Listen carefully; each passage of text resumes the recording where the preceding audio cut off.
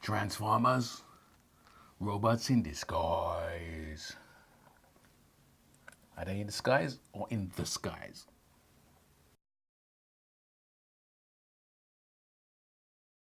You know what I've come to realize over the last few days with this storm that's been raging online with statographers.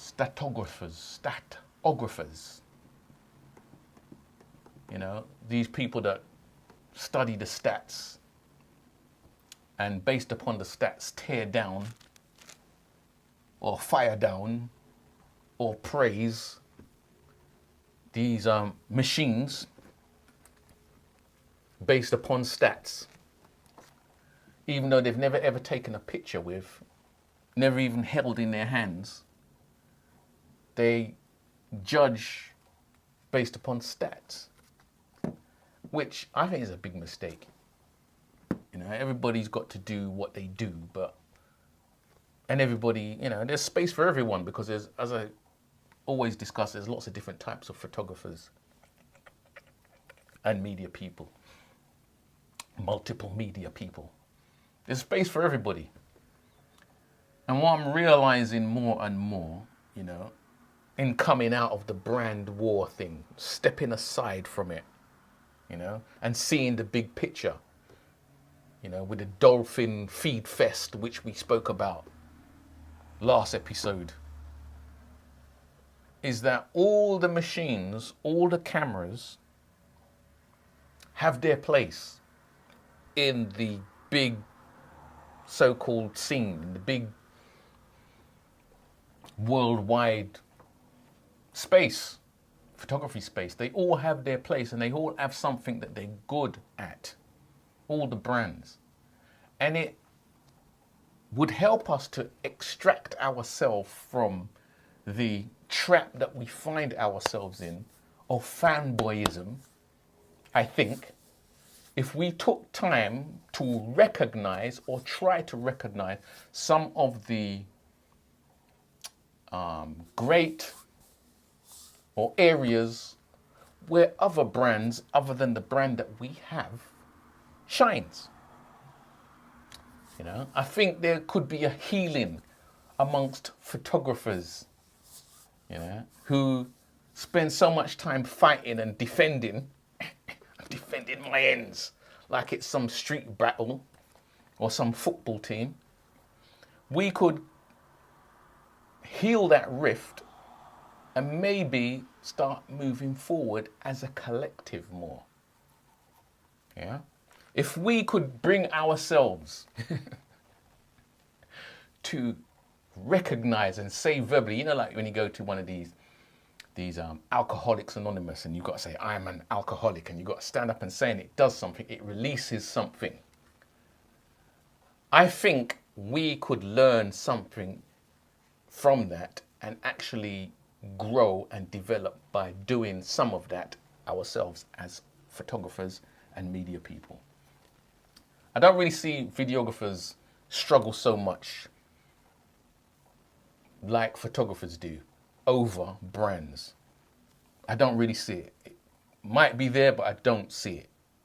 So I think it is something that it may be more pronounced with just photographers. So I think we should try it. Let's try it. Let's try it. Can we try it? Right.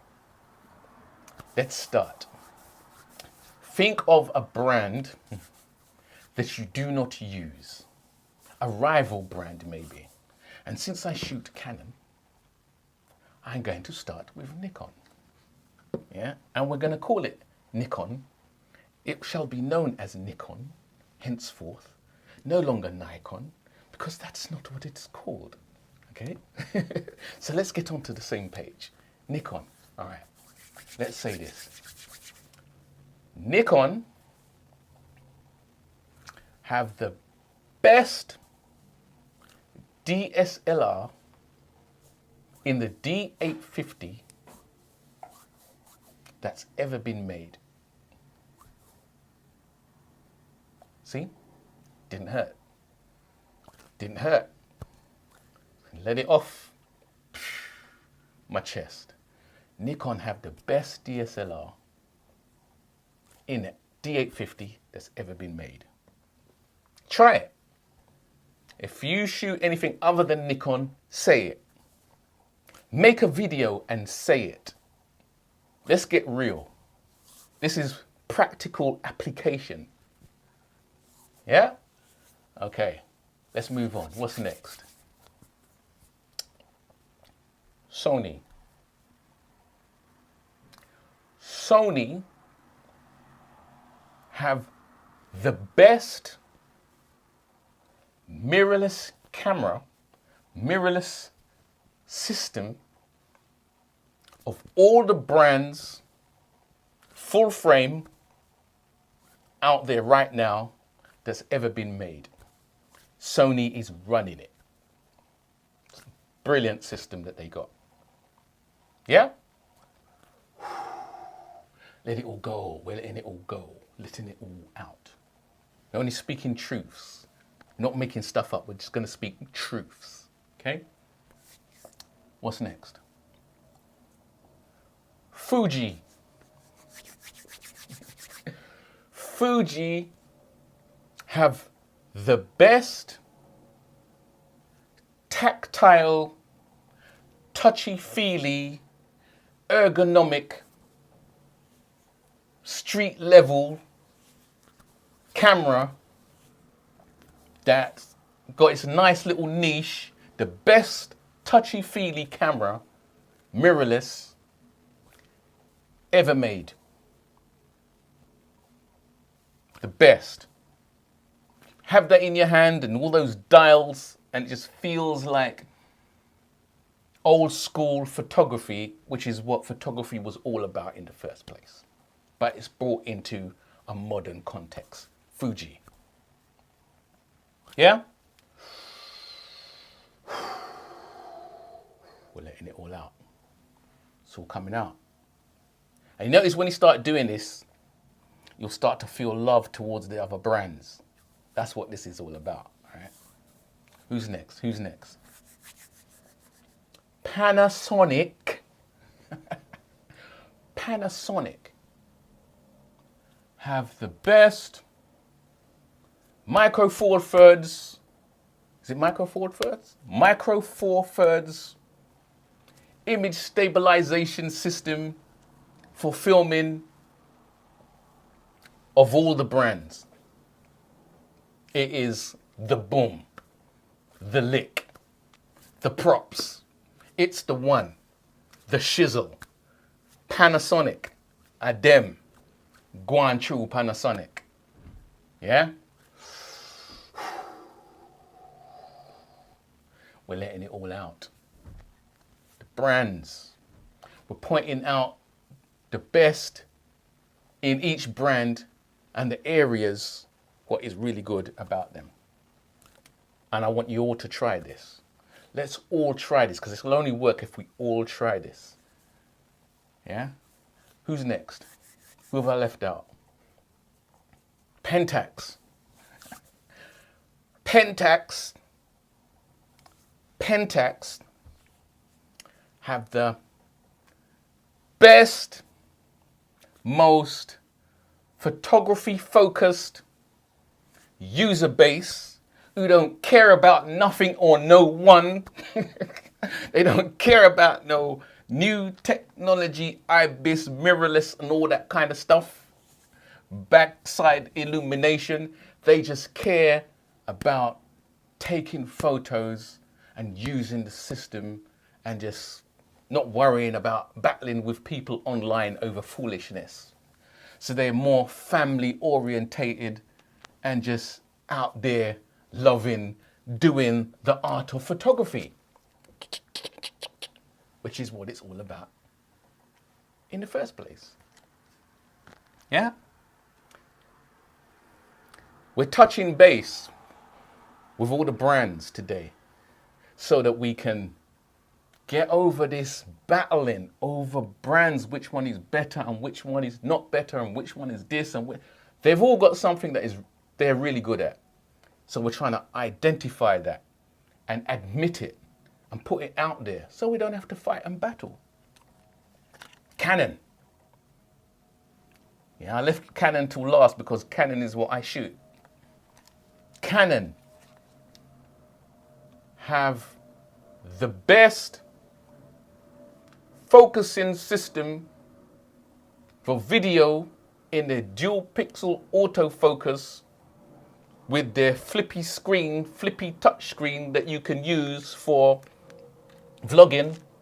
So they're the best vlogging, flippy touch screen, autofocus system out there. Canon. And it's all good. Now just imagine if we could all do that and all say that and all make a video on that and just be honest.